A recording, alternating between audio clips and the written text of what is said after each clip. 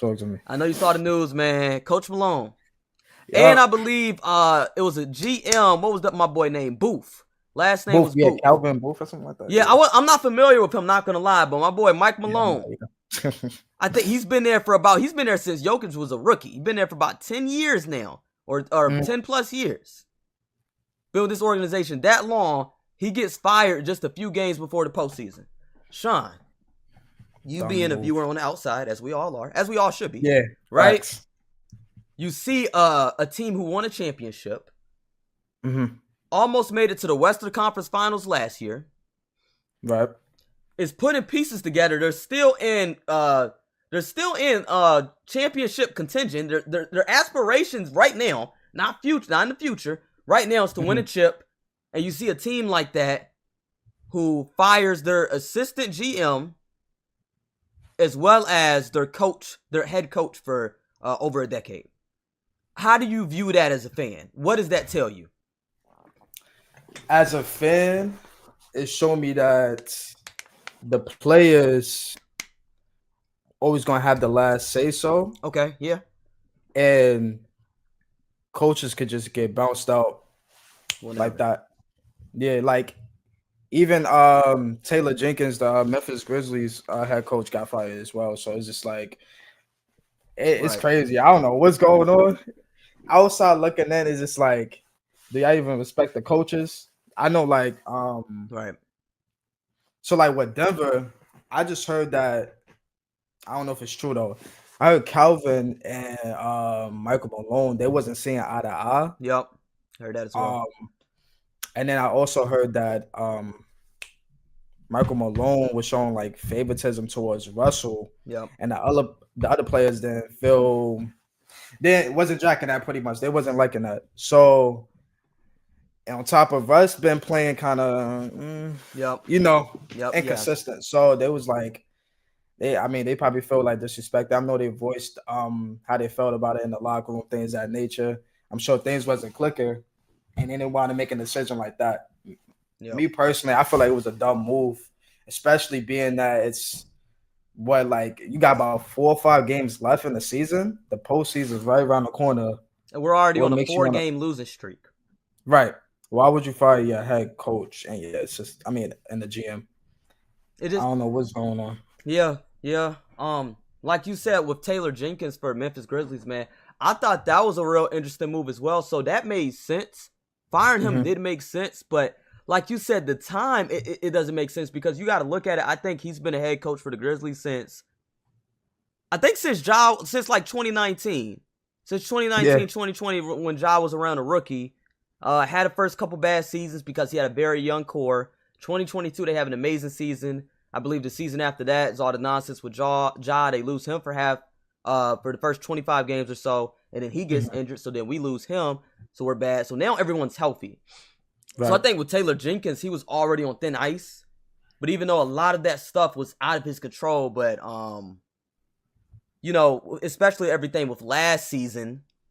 So when they see that, I guess they're looking at that and they're kind of like, you're already on thin ice. We have to perform this season. And they played pretty well the first half of the season. I think at one point they even jumped up to the number 2 seed in the West. But now I believe they're currently number 8. So it doesn't look good. It doesn't look good at all for sure. But like you said, it's that timing. Like, why would we not save that for the off season? Like, my players already have a relationship with the coach. We already saw Mike Brown, man, earlier this season as well. It's just like it doesn't. Oh yeah, I forgot about him. Dang. A lot of times I think what's happening and what you said, Sean, is correct. There's the players have more of a say than the coaches. So when teams don't perform, if players aren't locked in, if players aren't playing well, the first person they look at is the coaching staff, and that might be a little unfair. Now, if Mike Malone, I find that incredibly crazy. Because, again, we're looking at a guy who the Nuggets won the chip 2 years ago. They were pretty much Western Conference Finals bound last year. Right. They got upsetted by, a young Minnesota team who probably could have made it to the finals as well. So I wouldn't say that was a bad series. You go into this season, Your main core is not playing good. Murray's not playing good. Michael Porter Jr. is not playing good. Russ is adjusting to the system. And Jokic is playing out of his mind. So when you see a coach like that that's been with the organization for so long, and he gets fired a week before pretty much the postseason, that's crazy. It doesn't add up. It makes me think like there's some players who really don't want him there. Yeah. And I guess just because they already have a problem with the assistant, if that's true or not, I don't know. Mike Malone already has a problem with the assistant GM. That's probably causing more confusion because there is so what I've heard too as well, Sean, and what I've even noticed after I heard it is Mike Malone, he does favor veterans more than the younger core. So I can see why he respects Russ's legacy, his status. Yeah. Even though he's past his prime, he's a veteran. He has a lot of work ethic. Like, I don't know if you heard, man, he's talking about some of the players won't even watch a film. What? They won't watch a film. Like, he was like, I have to beg them to watch film. Because I guess he got to a point, he was like, I think he said it before he was fired. Like, he got fired. Like, I'm begging them to watch film. And so you see a veteran like Russ, you know he watching film. You know he going in there working hard. So I think Mike Malone respects that, and I think maybe some of the other guys, because Jokic even alluded to it when he like, hey, like, I don't like how we're playing defensively. I don't like how we're playing with low energy. I think some of these other guys, they want to chip, and they're comfortable. You know what I'm saying? Like, we already got our chip. Most guys, bro, they finished their career. They don't have a chip. We got our chip. So they lost that hunger. Yeah, they lost that hunger, and it's just like Russ got that hunger. I think Coach Malone really liked that to the point Russ play a lot, and that don't really I don't think everybody else is really handling that well. But if you had to guess, I know we talking about the players not appreciating Coach Malone's favoritism towards Russ. Right. What players do you think exactly are not feeling that?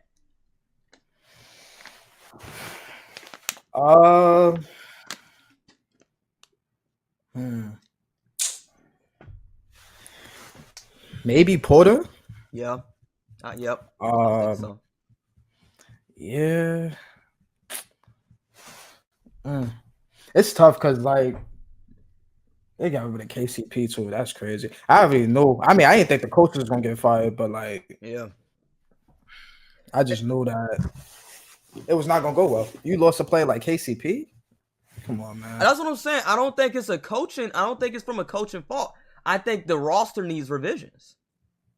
You get what I'm saying? Like, you got, like, for the starting five, you got Russ, you got Murray. I mean, Russ don't start. That boy coming off the bench. Speaking of Russ, and I think that's the biggest thing that's the problem, too. And I was watching a podcast. I was watching Lowe. And with Lowe, what he was explaining, I didn't even notice that this is so crazy. Right now, I think in the past 35 games, Russell Westbrook is averaging 4 turnovers off the bench. That's horrible. But that's the thing, though. You have a lot of late game situations where a younger guy could come in, but Malone has Russ in because he trusts his leadership and he trusts him as a veteran more than a younger guy who's playing well already. So, like, that's the thing. So I think when you have to look at it like that, I mean, when you see a guy have a 60-point triple-double and still lose, we have to think about roster revisions. I don't think it's necessarily from a coaching aspect. But I think what happened was, like you suggested, players are starting to have more pull than coaches. Yep. And I think there's been enough players to say, you know what, I really don't appreciate that. Once you lose that relationship, the GM rather get rid of one guy than multiple players. So now let me get rid of this guy because before Murray went crazy, before Porter's a pretty solid player and he's young, let me go ahead and get rid of the coach because they no longer have that relationship. So I think that's what's starting to happen nowadays. Yeah.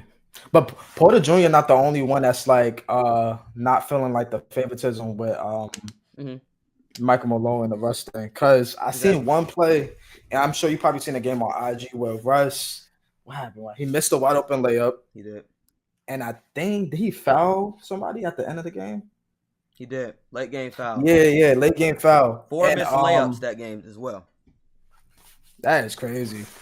And then I saw a clip where they had like the bench reaction, and one of the players, I don't know their name, but they was like, "Yep, that's Russ for you." So I'm assuming he probably like not feeling the whole favoritism as well, Right. and they probably not the That locker room. was it what's my boy name? Peyton? Was it Peyton Watson or something like that?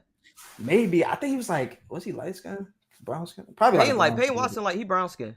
Yeah. Kind of got like locks or twist or whatever. Yeah. Mm-hmm. It might have been, huh? But so yeah, bro, it's crazy. It's crazy. So when you look at that, Sean, just losing your head coach. I don't know how much of a significance it is to lose your assistant GM. I'm not sure how that reflects to like live play, but your head coach, it definitely does. So losing your head coach as the 4th seed in the Western Conference, right, going into the playoffs, what are they expect? What's their expected ceiling in the playoffs? Losing your head coach just a few games before the playoffs. Now, because I'm like, okay, you lost your head coach. I know the locker room energy got to be like weird, right? Already not playing well when you're on a 4-game losing streak before. Facts. So I'm like, is that going to affect how they play in the playoffs? Right. Now, before you finish, I do want to add. Now, I heard that, I don't know his name, but their assistant head coach got promoted to interim head coach. Now, you talk about Adelman, something like that. I believe so. Okay. So, to me, what maybe it seems like is maybe they have a better relationship with the assistant coach than they had with Malone. So, maybe that's helpful with their postseason. But go ahead, tell us what you think their current ceiling is. What do we expect the Nuggets to finish in the Western Conference playoffs? So let me see. Okay, let me see something real quick. I just want to look at like who they seeing in the first round, because then I was like, but they might. They're playing 5th, so they're playing right now. I think it's the Clippers, number 5. Number 5, so things stay the same. I think they get past the Clippers. Okay. Second round, that's when it gets a little shaky. They will play would they play the winner of the Warriors and Lakers? Them being the 4th seed, so they're kind of lower. I think they play the top 2 seeds next, right? Okay. I believe so in the next round. But just before we even get to the specifics, though, do you think with losing your head coach, can we expect the Nuggets to play at a high level for multiple series? Or do you think their relationship with their assistant coach is enough to kind of skate them through? Because this is a whole style. I think this is probably a whole different style of coaching. Yeah. You know what I mean? Yeah, it is. And then you got to get used to it. Then he got to he still got to feel like this is his first postseason. He never been probably never been a head coach before. I don't know. Facts. So it's like, but I still think they're gonna pull through, escape through. Yeah, they might be out of there. I feel like second round. I think so too. Too. I just don't think there's much you can do to have such a big change like that in the postseason, and everybody, like for the Rockets, they play, like, let's say they play Houston second round, they get past the Clippers, play Houston. Houston has a great relationship with their coach. Houston knows what to expect from their coach. Houston is already acclimated to this style of play and what the coach expects. And now you got this interim head coach who I'm sure has a different style than Malone, and maybe even have different expectations of Malone. And when you have different expectations of Malone, you probably are going to be seeing different rotations as well. And I think that affects the level of play. So now Jokic got to be, he got to be comfortable with, playing with Russ less. And Russ it's been proven with analytics that Russ played better with Jokic on the floor. So now, if Russ's minutes decrease, will Russ be effective playing with Jokic less when he is on the floor? So it's just things like that, and those little things matter, especially when it comes to the postseason, because teams are ready to exploit that as soon as they see the Nuggets. Facts. You got a zero room from error. It's crazy. Exactly. And even after firing Malone, man, it looks like there's still some internal problems going on. Because I know I saw a post-game interview. It was a post-game interview with Michael Porter Jr., and the reporter told Michael Porter Jr., how did you feel about how was the dinner last night with Christian Brown? I heard Christian Brown invited all the players out to eat. How was that experience? Right? Excuse me. And then Michael Porter Jr. goes, wait, what? And then he said, yo, Chris, he said, you invited people out to eat last night? And then like he was like, oh yeah, and then he was smiling, but then you can tell he's smiling, his smile was going away. It's like, oh yeah, okay, I didn't know because I wasn't aware that there was a dinner with the players and stuff. Oh wow. And this is a recent interview, bro, I think from the other night. So it's just like, to me, it still looks like there's still, even after getting rid of Malone and my boy Calvin, whatever his name is, the assistant GM, it seemed like there's still some internal problems, and these problems, they're going to be taking these problems with them come postseason. So it's just, I don't know if we can expect a lot from the Nuggets, even with Jokic playing at a high level. I mean, the man getting 30, 20, and 20. They won that game, I believe, but a 60-point triple-double and loss. I mean, I don't think they can just rely on Jokic's high level of play. So I don't think they can do Quick question, though. So, like, if, they fired the head coach, the assistant, if you Jokic, like, are you, like, the man in the trade? Or you staying there, you just not talking Okay. It depends what we do. It depends how this season go. Because we might be able to go on some crazy run, right? So now I'm looking at the rest of the season. Because like you said, now I feel like I'm wasting my prime years. Because we made an argument, Sean, a couple episodes ago, if not last episode. No, it was a couple episodes ago because we were talking about the MVP race. The Thunder, without Shea, is probably still in playing, if not playoff contention, right? I think they're 6th through 8th seed without Shea. I do. I think their roster's that good to be 6th through 8th seed. You take Jokic off the Nuggets, with how that roster is constructed and those rotations are made. They're barely making a play in, I don't think. I think they're a Phoenix Suns team. I think they're 11 and 12 seed. I'm so serious, bro. Like, you laugh, but I'm so serious. Like, you take off Jokic, bro. They are a 11 and 12 team, and you got to think about it. In the West, right? Suns knocked out by, but they had 39 wins. True. That's only like 4 games less than the 5th and 6th seed. Yeah. So my thing is, this year, bro, without Jokic, they are a Utah level team. They are a 13th seed, probably right above Utah. Yeah, true. Yeah, you're right. Yeah. They probably like 12. Might be slightly better than the Trailblazers. Probably the same level as the Trailblazers. Like, that's how I view it. So, that being said, if I'm Nikola Jokic, if I go to the postseason playing at an extremely high level, right, and we're losing, where we can't even get out the playoffs, we can't even get out the second round. Like, if we can't win even the second round, and I'm playing the best basketball of my life right now, I'm demanding a trade. Yeah, I'm demanding a trade, and I think a lot of it too speaks to how close were Coach Malone and Nikola Jokic. Yeah. Because of Malone, if he wanted, I think people are speculating that he didn't want Malone there no more. Which probably not, because I feel like if he really wanted Malone there, they wouldn't have got rid of him. Facts. Right? Because that's the type of caliber of player Jokic is, and no one wants to lose him. But if he did want Malone there, or, he played good basketball with Malone, because you have to remember this, y'all. Jokic wanted Russ there. Right. So because Jokic wanted Russ there, Malone and Jokic have this reverence for Russ. So I don't know if that means he wanted, if he wanted Malone going. So if he didn't want Malone going, and he appreciated Malone's level of like coaching, and they don't get past the second round, I'm out. I think he's out. I really do. Yeah, I really do. I don't know if it's gonna be. That would be crazy. Off season would be crazy. Oh man. Yeah, that's a. I don't know his contract though, man. I don't know how much years he got on his contract. If he's about to expire. Because I feel like I would have heard something about Jokic being a free agent, but he probably would demand a trade during the summer, or come beginning of the season. Because I don't think he would want to waste half a season. He would probably want to start off getting acclimated with someone else. But that's a hefty trade. LA fans talking about some, hey, we got Luka. Why can't we get Jokic too? But I'm like, yo, come on, man. It's like what we said, bro, in the previous episode. Let somebody else get some meatloaf, man. They're trying to build a little super team. They're trying to build a super team, bro. They Lakers talking about, so we built to win now and 5 years from now. Okay. I mean, if y'all get Jokic, yeah, definitely. No, bro, Luka and Jokic, that combo, bro.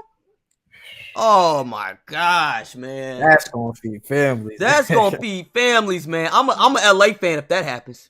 Curry not gonna be here for too much longer anyway. I gotta go somewhere once Curry go. Because I'm not staying with the Warriors. Facts. Come on now. I don't even live on the West Coast. In the West Coast, man. I don't got so right, it's no point. Ain't no point, man. You know I'm here because of Curry. That being said though, Sean.